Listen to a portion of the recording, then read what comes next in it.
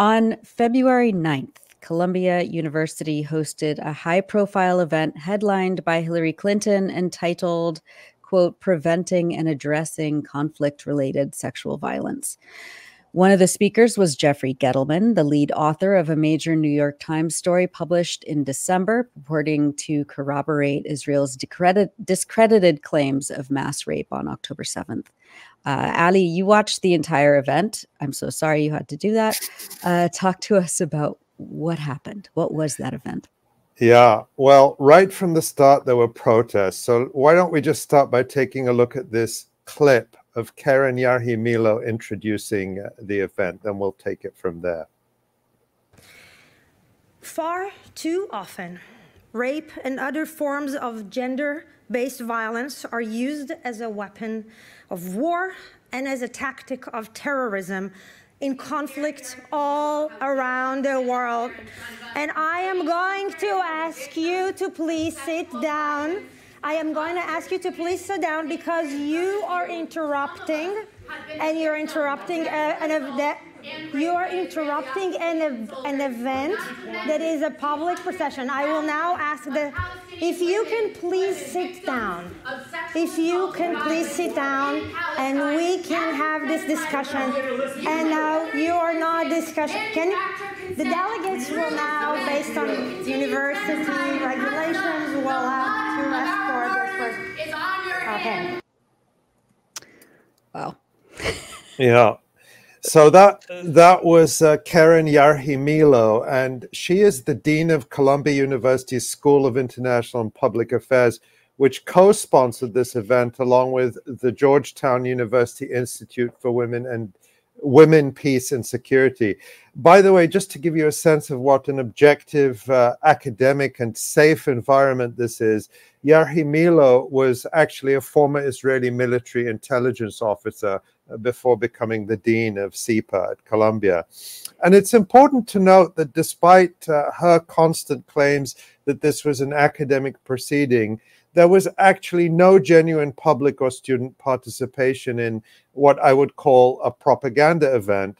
For example, there was no opportunity to ask questions or challenge speakers from the floor, and they even turned comments off on the YouTube live stream. So they really wanted to control the message, but the students showed real courage in speaking up and protesting and really preventing them from using this event as a platform for propaganda.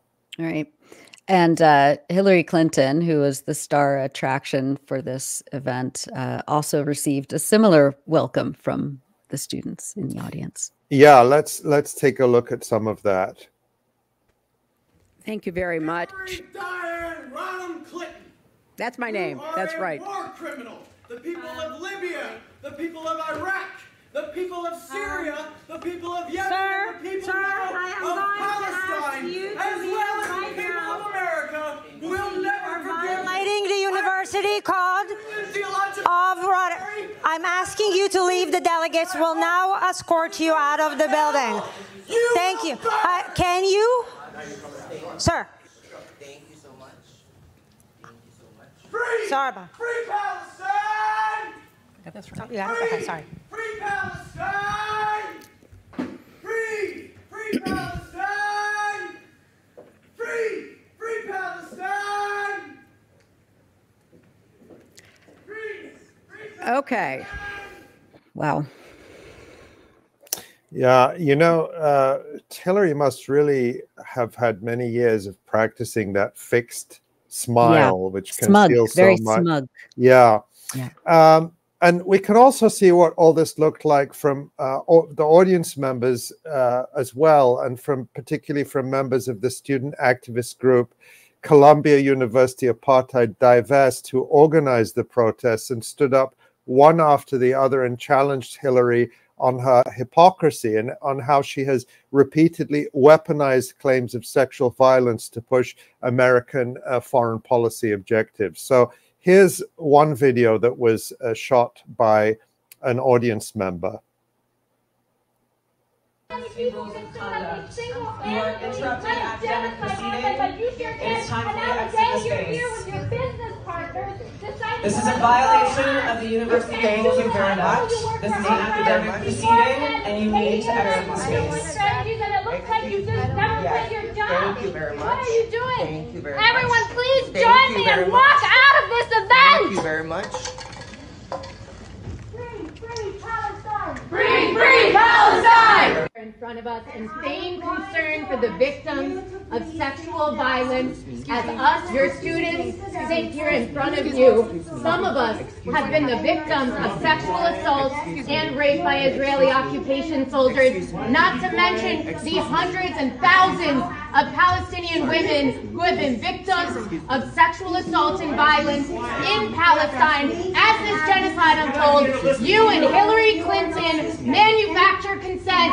Not turn away from what's going on across the world. If anybody is going to be up on that stage scared about women or peace or security, you wouldn't be standing by and watching and supporting it while the government was bombing 16,000 women and children in Gaza. You want to talk about Libya? You want to talk about rape? Hillary, how did you feel when Gaddafi was raped with a bayonet before being murdered by forces that you supported as Secretary of State? How do you feel about the women and children dying?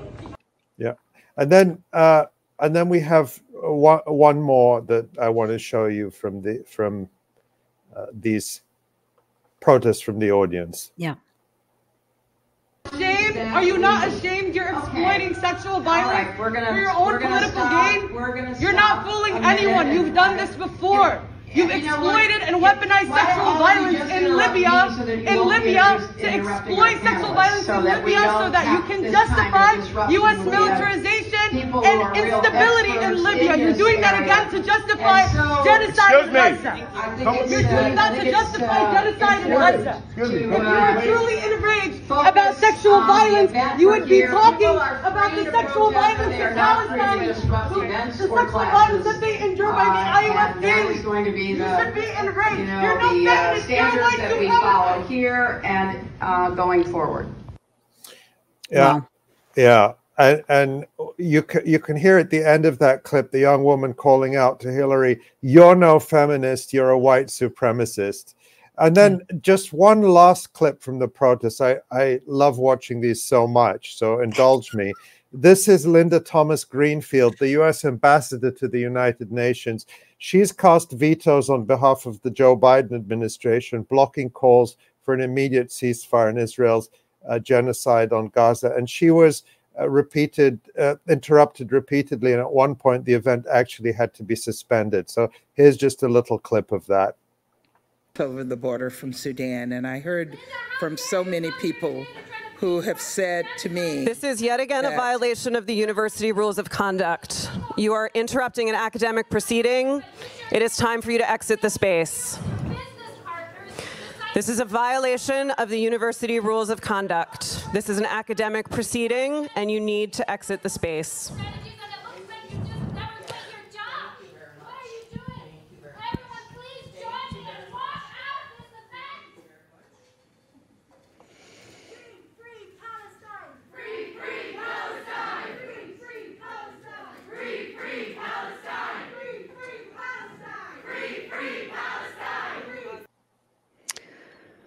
Wow. Yeah, I mean, those students are very brave, and just the cravenness of the, of this like vaunted Ivy League, oh no, academic decorum, when they're hosting war criminals and supporters of this genocide. Ali, what impact did these protests have on the event? Well, according to Columbia University Apartheid Divest, the student activist group, nearly 100 students took part in the protests and then staged a mass walkout. We didn't necessarily show those clips in the order that happened, but when the walkout happened, very few people were actually left in the room for the rest of the event. And there were only a few dozen people watching online at the most. So from a propaganda standpoint for Israel, it was really kind of a flop. Yeah, I know. I think the four of us at EI who were watching at the same time was about, like a tenth of the entire audience. Have there been any repercussions for the students? Because, as we know, as I've covered over the last 20 years, when students speak truth to power in universities, they get sanctioned or punished somehow. But what do you know about what's happened to them? Yeah, well, following the walkout, according to the student activists, campus security attempted to illegally detain students, withholding their property, including medical devices. That's from Columbia University Apartheid Divest. The group said that one student who prefers to remain anonymous due to fear of retaliation described how security knowingly withheld her doctor-prescribed inhaler as leverage to solicit information for potential disciplinary hearings. And that all really speaks to the climate of fear at Columbia University for Palestinian students and faculty and their supporters. Many say that President Minouche Shafik has bent over backwards to appease relentless Israel lobby attacks, falsely claiming that the campus is rife with anti-Semitism. And the Israel lobby has been waging campaigns against students at professors at Columbia University for years. Last month, for example, students holding a rally to protest the Israeli genocide in Gaza were attacked with a noxious chemical spray, allegedly by supporters of Israel, and this is being investigated by police. And just this week, the Education Committee of the U.S. House of Representatives sent a letter to Columbia University demanding documents for a literal McCarthyite witch hunt by members of Congress against the university, alleging that it is, quote, failing to protect Jewish students from supposed anti-Semitism.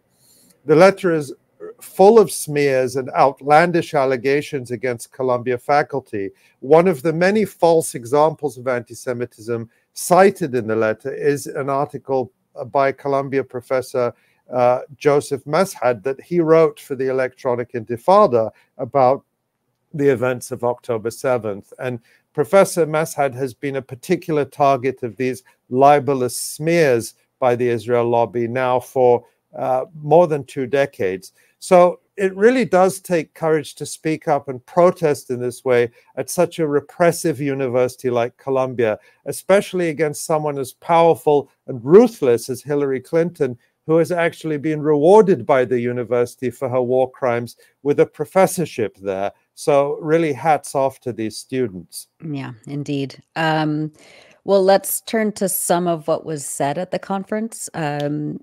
Jeffrey Gettleman of the New York Times was there. Of course, he's the Pulitzer Prize winning reporter who put together that big so-called deep investigation alleging mass rapes by Hamas fighters on October 7th without a shred of evidence, of course.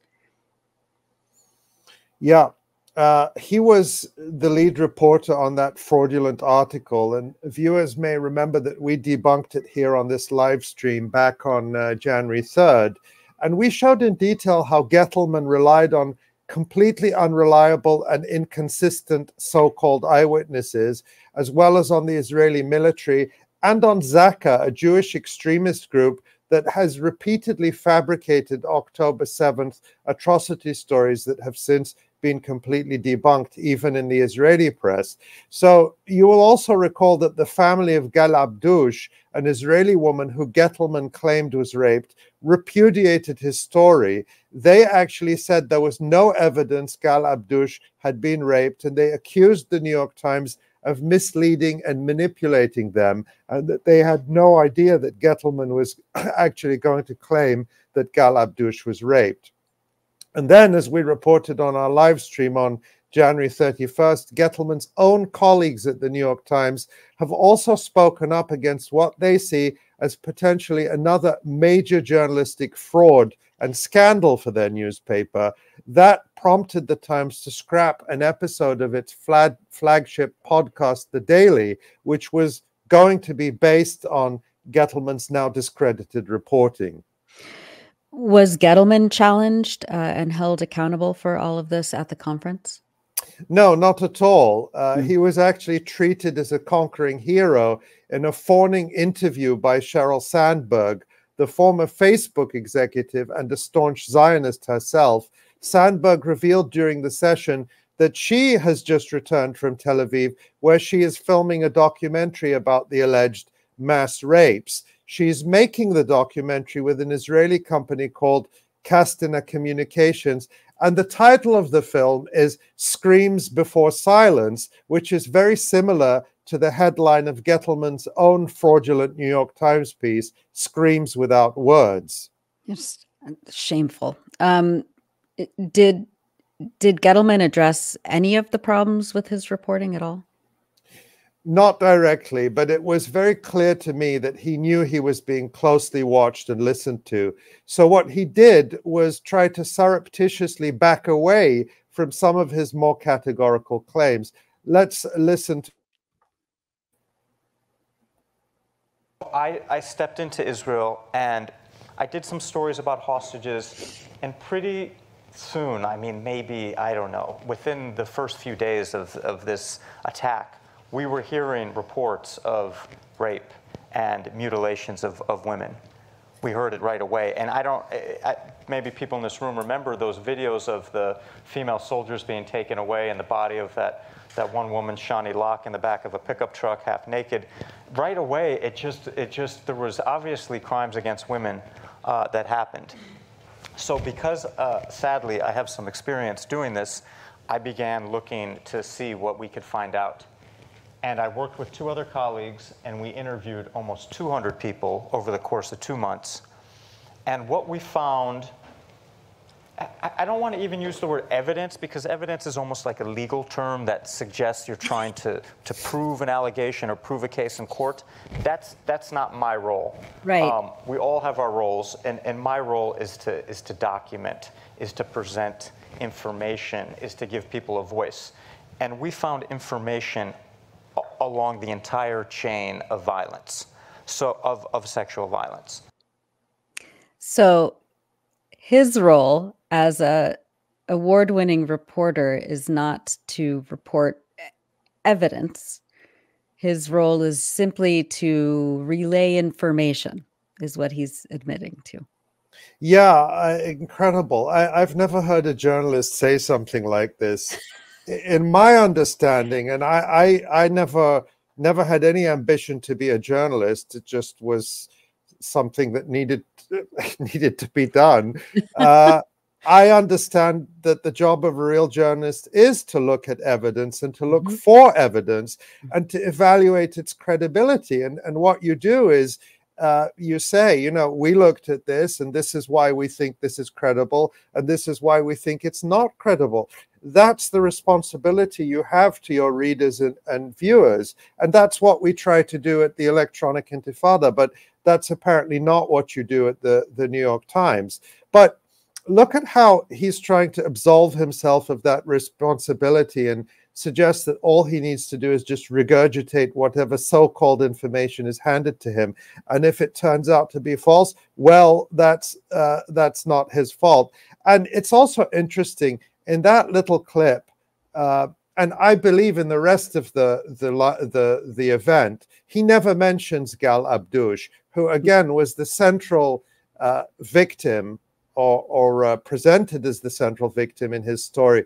So it seems that he's no longer willing to publicly stand by that discredited story, but nor is he willing to actually take responsibility for his misreporting. But this is also his claim now that, oh, I don't look for evidence. I just, I just pass on information. Whatever comes in front of me, I pass it on, is not actually the approach he took in his December article. Remember that headline, Screams Without Words, How Hamas Weaponized Sexual Violence on October 7th. That is very specific and very definitive. And look at the subheading. And I quote, a Times investigation uncovered new details showing a pattern of rape, mutilation, and extreme brutality against women in the attacks on Israel, end quote. This is all presented as incontrovertible facts. It doesn't leave any room for doubt. And Gettleman's article uses the word evidence no fewer than 10 times and repeatedly claims that there's lots of it. Now he's changed his story. Of course, we know Gettleman in the New York Times would never take this laid-back approach with anything Palestinians say. There, everything needs to be proved beyond a reasonable doubt, and even then, they still won't believe Palestinians. To me, it's absolutely despicable that all this was presented to an audience with no challenge, and Sheryl Sandberg did not ask Gettleman about any of the problems that have been identified with his article by outlets including the Electronic Intifada, Mondoweiss, The Gray Zone, and The Intercept. Yeah, I mean, the entire event was just a self-congratulatory, press conference, basically, for Israel. What do you think Gettleman's goal is right now? In my opinion, Gettleman knows he's committed a massive fraud and is trying to cover it up and save his reputation. I think he's motivated not by a mission to uncover the truth, but really just to spread atrocity propaganda on behalf of Israel. He is not, in my opinion, a journalist, but an information warrior in Israel's genocidal war. Ali, what can we take away from this? Well, in a sense, the event at Columbia was really a microcosm of the world we live in. It brought together representatives of the world's most powerful and corrupt forces. You have at the beginning there 𝐤𝐿 𝐈𝐧𝐭𝐫𝐶𝐞, the former Israeli intelligence officer, controlling the event, policing everyone's speech, and ordering audience members to be thrown out. She represents the real role of elite universities in the West, which is not, as they claim, free and open academic inquiry, but rather gatekeeping and providing a veneer of academic credibility to the narratives and interests of the powerful. Then you have Hillary Clinton and Ambassador Linda Thomas Greenfield, along with a number of other former government officials who are there, representing the US imperial war machine and its completely unaccountable and immune ruling class. You have, as I mentioned, Sheryl Sandberg representing Silicon Valley and big capital and their cozy symbiotic relationship with government in order to censor and control what we can see and say. And then you have Jeffrey Gettleman representing the New York Times and the rest of the establishment media that serve as faithful stenographers for the propaganda narratives and the powerful. And all these forces are scratching each other's backs, supporting each other's agendas, and helping cover up for one another.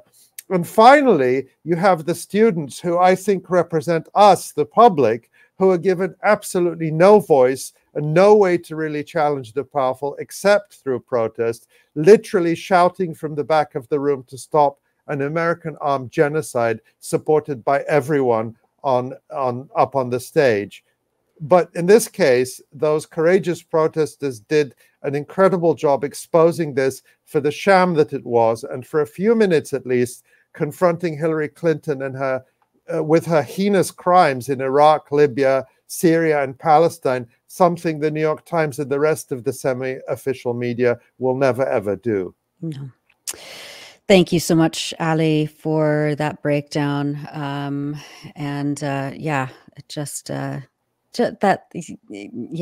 Journalists patting themselves on the back for not providing any evidence is for committing fraud, patting themselves on the back for committing fraud. Yeah, incredible. Thanks so much, Ali. Thanks for watching this video. Please subscribe to our YouTube channel, hit like, leave a comment.